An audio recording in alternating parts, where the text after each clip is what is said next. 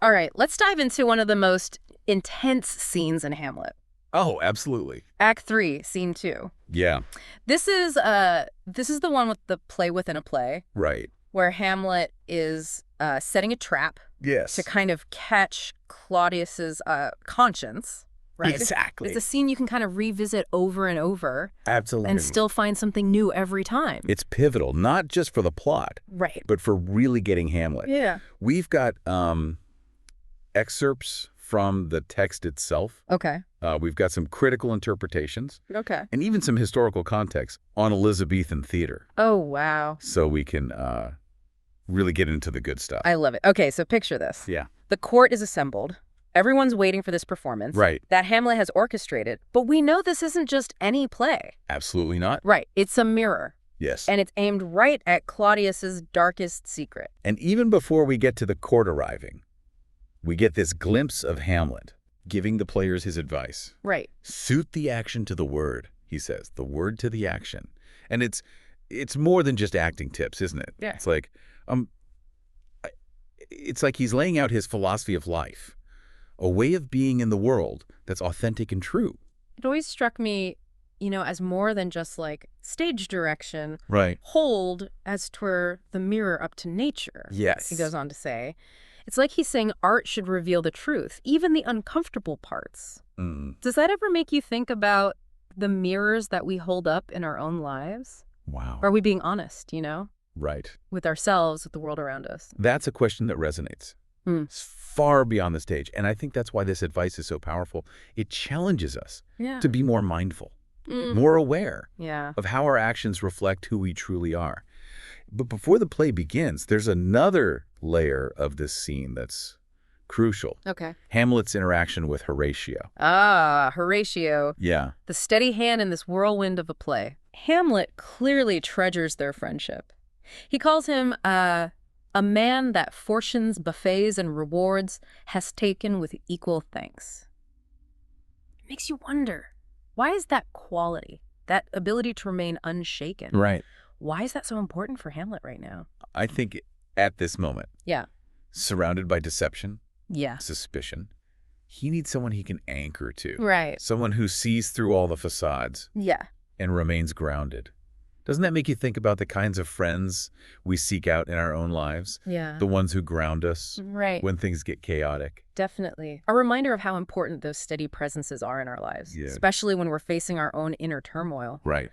But speaking of turmoil, the play within the play is about to unleash a whole other level of it. Oh, yeah. It opens with this dumb show, and it silently depicts a king being poisoned by his brother, who then marries the widowed queen. Wow. Shakespeare was not subtle here. No, but remember, Yeah. this is Elizabethan theater. Audience expected melodrama, Yeah. clear-cut villains, and even if it's obvious, Right. that parallel Yeah. to the suspected murder of Hamlet's father, Right. it's designed to make an impact, Right. both on the characters and on us, the audience. It's like Shakespeare's holding up that mirror again. Okay? Yes. Only this time, it's reflecting the play's central conflict back at us. Exactly. But why do you think he chose to use this? Like, play within a play device? Right. Was it just for the, dramatic irony? Yeah. Or is there something deeper at play? Oh, definitely deeper.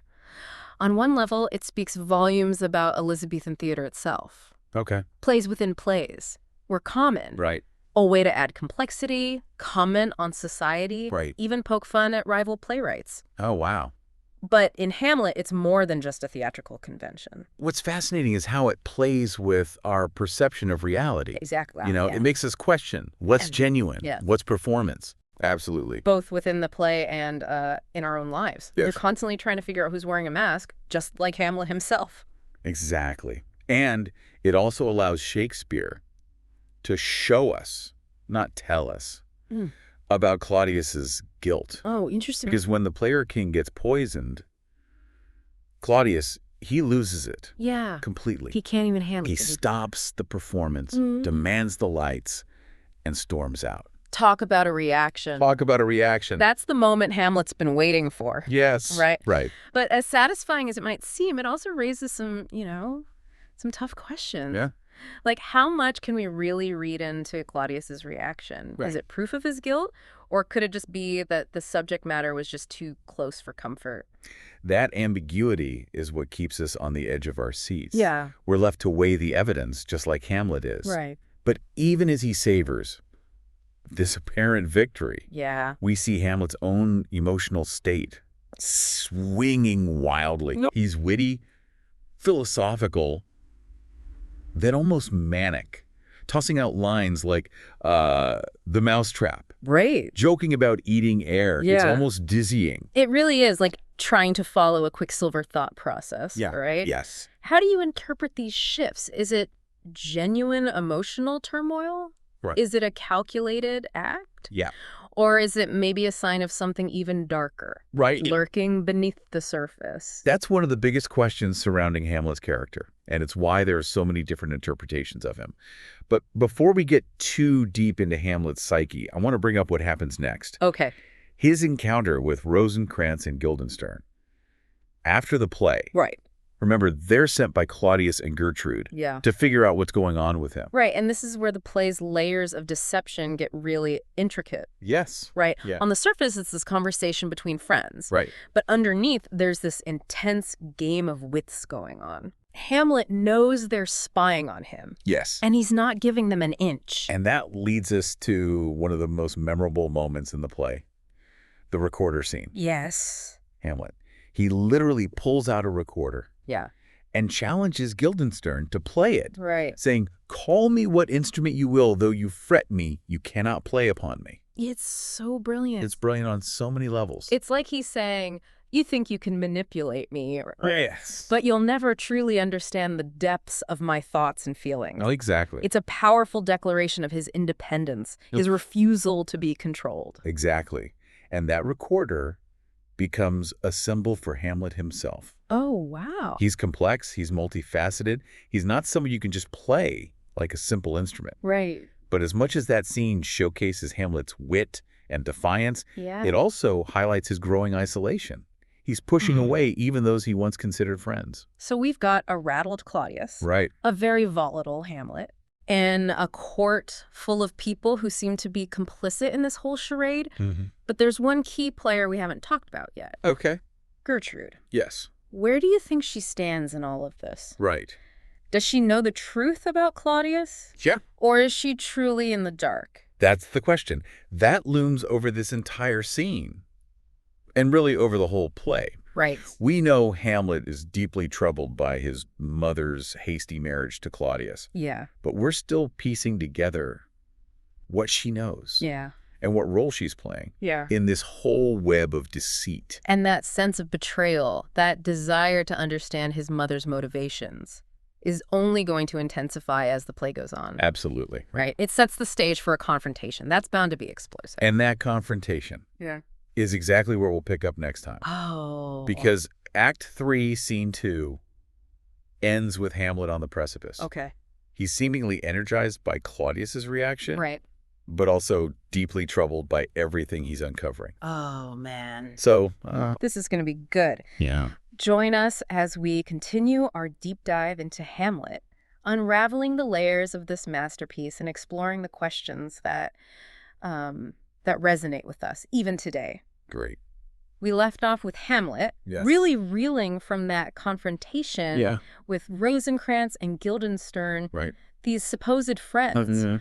Who are really just pawns in Claudius's game. Right. And it feels like he's just hit a wall, Yeah. you know, pushing everyone away, Right. but still churning inside with all this suspicion and anger. It's such a potent image of isolation, isn't it? He's surrounded by all these people, but he's utterly alone. Yeah. And what's striking is how this all ties back Okay. to Hamlet's advice to the players. You know, that idea of reflecting nature. Yay. Do you think he sees his former friends as failing to do that? Interesting. Becoming instruments in Claudius's orchestra of deceit. It's like they've lost their authenticity, right? They're playing roles rather than being true to themselves. Absolutely. And it makes you think about the pressures Yeah. we all face to conform Right. to play the game, Yeah. even when it goes against our better instincts. Absolutely. But speaking of playing instruments, Uh-huh. that recorder scene Yes. is so loaded Right. with symbolism. It is. It's almost like a play. Yeah. Within a play. Yeah. Within a play. That's one of the things that makes Shakespeare so brilliant. Right. Those layers upon layers of meaning. It's true. On the surface. Yeah. It's this seemingly simple exchange between friends. Right. But underneath, yeah, it's a power struggle. Wow. It's a battle for control. It's like Hamlet's holding up that recorder and saying, like, you think you can figure me out? No. Understand the music of my soul. Exactly. You can try to fret me, but you will never truly play me. Yes. It's such a visceral image. Right. Of his defiance. Yeah. His refusal to be manipulated. And it goes beyond just those two characters, too. Okay. You can almost see it as Hamlet's declaration to the entire court, to Claudius, to Gertrude, to everyone who's trying to decipher his motives. He's saying, I am a mystery. Yeah. A complex instrument you'll never fully grasp. But amidst all this complexity, I keep coming back to Claudius. Okay. You know, we saw his dramatic exit. Yes. During the play within a play. Right. But how much can we really read into that reaction? Right. Was it genuine guilt or just discomfort at being reminded of his crime? That's the question, isn't it? Right. And it's a question that Shakespeare deliberately leaves open. Oh, interesting. Some argue that Claudius's reaction is proof positive of his guilt, you know?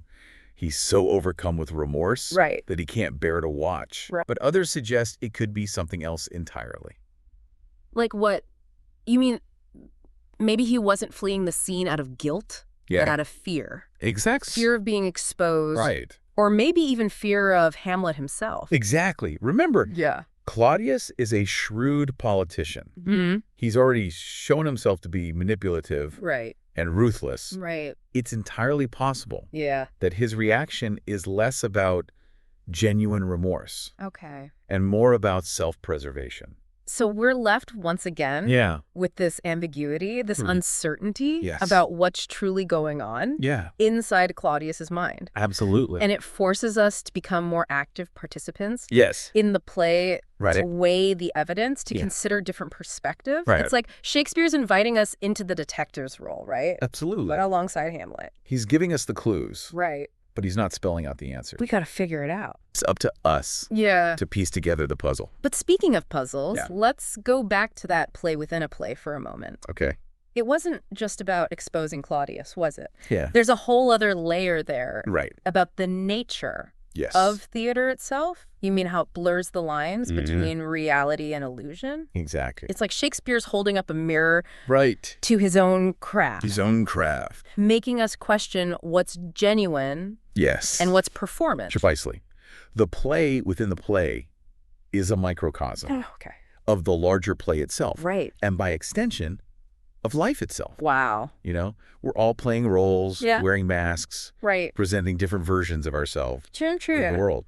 And just like in the play within a play, those roles can sometimes become so convincing that we lose sight of who we really are. Absolutely. It's a theme that runs throughout Hamlet. Yes. This idea of deception, appearances being deceiving. And it's a theme that's incredibly relevant to our own lives, don't you think? Absolutely. We're bombarded with images, with carefully constructed personas, both online and in the real world. Yeah. It's more important than ever. It's true. To be able to discern what's genuine and what's just a performance. It makes you wonder how much of what we see around us, even in our own relationships, is just people playing parts. Exactly. But to bring it back to Hamlet, remember how he kept making those snide comments during the play within a play? Calling it the mousetrap, for example, or that line, tropically, this play is the image of a murder done in Vienna. Yes. It almost felt like he was relishing the performance, even as he was orchestrating it for a much darker purpose. Ah, yes. Hamlet's dark humor. Right. It's one of the things that makes him such a fascinating character. Yeah. He's capable of profound intellect, philosophical insight. Right. But he's also got this mischievous streak. Yeah. This tendency to poke fun. Right. At the absurdity of it all. It's almost like he's using humor as a shield, a way to protect himself from the emotional turmoil he's experiencing. That's a very perceptive observation. Oh, thanks. And it's something to keep in mind Okay. As we continue to delve into his character, his wit and intelligence are often intertwined with his darker impulses, his anger, his grief, and his desire for revenge. But before we get to the revenge part, there's one more piece of this puzzle. Okay. We need to consider Gertrude. Gertrude. Right. The queen herself. Yeah. We know Hamlet's deeply troubled by her hasty marriage to Claudius. Right. But we're still left wondering what she truly knows. About the murder. Right. And about Claudius's true nature. Right. Does she suspect anything? Yeah. Is she complicit in his schemes? Right. Or is she just a pawn in his game like so many others at court? That's a question that has haunted readers and audiences for centuries. It's true. And it's one we'll need to explore further. Oh, okay. As we continue our deep dive. Because Hamlet's about to confront his mother. Oh, here we go. And that confrontation is going to be a turning point in this play. Yeah. For both of them. So join us as we unpack that pivotal moment. Yes. And all its consequences in the next part of our deep dive. Right. Okay, so we've seen Claudius rattled by that play within a play. Yes. We've seen Hamlet with all his raw manic energy. Yeah. And we've explored this really complex web of deceit. Absolutely. That surrounds both of them. Yeah. But there's one relationship that's about to become like the epicenter of this storm. Okay. Hamlet and Gertrude. This confrontation has been brewing. Oh, for sure. From the very beginning, hasn't it? Yeah. Remember those early scenes where Hamlet is railing against his mother's hasty marriage? Oh, yeah. Her seeming indifference to his father's death? Right. He feels betrayed. Yeah. Abandoned. It's true. And it fuels so much of his rage. Right. And his despair. Like the play within a play was just a warm-up for this main event, you know? Exactly. And now, armed with this belief that Claudius is guilty, fueled by all these pent-up emotions, he's ready to confront Gertrude directly. He is. What do you think he's hoping to achieve in this encounter? Yeah. Is it about seeking the truth? Is it about demanding justice? Right. Or maybe even just trying to understand his mother's actions? I think it's likely all of the above. Oh, okay. And that's what makes this confrontation so fraught with tension. Hamlet is walking into this encounter with a tangled knot of emotions. Yeah. Grief, anger, betrayal, confusion. Yeah. He wants answers, but he also wants to shake his mother out of what he sees as her moral complacency. It's like he's trying to hold up that mirror again. Right. Right. Only this time it's aimed directly at Gertrude. Yeah. He wants her to see herself clearly, to confront the consequences of her choices. Absolutely. But knowing Hamlet, this isn't going to be some calm, rational conversation. Oh, not at all. Right. Yeah. Remember those wild swings we talked about? Yes. Between wit and despair? Those are about to come to a head in this encounter. They are. Hamlet is a powder keg of emotions ready to explode. And Gertrude, well, she's caught in a web of her own making, isn't she? It's torn between her new husband and her troubled son. It's almost as if they're both trapped in their own plays within a play, right? Absolutely. Performing roles. Yeah. Dictated by circumstance, driven by forces they can't fully control. Yeah. But before we get into the specifics of their confrontation, I want to step back for a second and consider Hamlet's state of mind at this point. Okay. You know, we've seen him at his most witty, Yeah. his most philosophical, Right. his most despairing. Yeah. But is there, like, a method to his madness? That's the million-dollar question, isn't it? Yeah. Is Hamlet truly mad, or is he just pretending? Right. It's a question that has fascinated scholars and audiences Yeah. for centuries. It's true. And there's no easy answer. Right. The text gives us evidence to support both interpretations. On the one hand, Yeah. we see him behaving erratically, Right. speaking in riddles, Yeah. even contemplating suicide. Right. It's hard to dismiss that Yeah. as mere theatrics. Right. But then there are those moments of calculated brilliance, like the play within a play, where he seems completely in control. Right. Manipulating everyone around him with like masterful precision. Exactly. And that's why it's so difficult to pin him down. It's true. Is he a master strategist? Yeah. Feigning madness? Right. To achieve his ends? Right. Or is he a genuinely troubled, soul driven to the brink by the weight of his grief and the corruption he sees all around him. It's a question that each of us has to grapple with as we go through this play.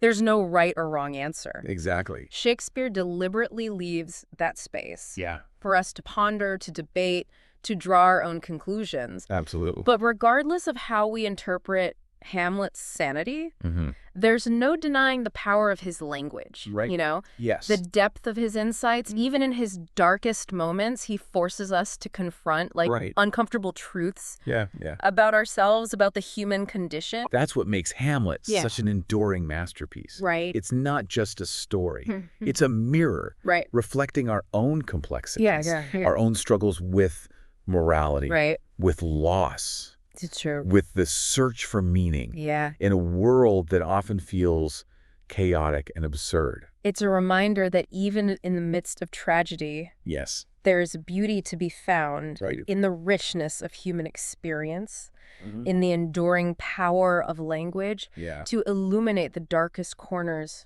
of our souls. Absolutely. So as we wrap up this deep dive into Act 3, Scene 2, I want to leave you with this thought. Okay. What resonates most with you about this scene? What questions does it raise for you?